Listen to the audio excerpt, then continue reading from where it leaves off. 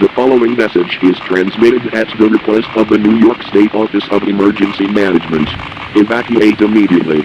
An in-depth investigation by the Nuclear Regulatory Commission has confirmed extensive radioactive contamination throughout the South Side neighborhood in Syracuse. Traces of cesium-137 have been detected as far as Old, New York, with the highest concentrations within the city limits of Syracuse. Evacuate immediately. It is no longer safe within your homes.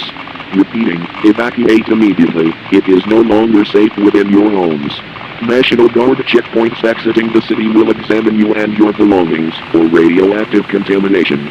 If any contaminants are found, you and your family will be escorted to an outdoor facility for further evaluation. It is likely that several orphan sources of this highly radioactive material have been spread by individuals unknowingly. Investigations and contact tracing of exposed individuals is currently ongoing. Cesium-137 appears as a white, crystal-like powder that glows blue in low lighting. Stay away from it. It is extremely dangerous and cannot be used for decorative purposes. Repeating, stay away from it. It is extremely dangerous and cannot be used for decorative purposes. Stay tuned to this station or other media outlets for further information regarding this public health emergency.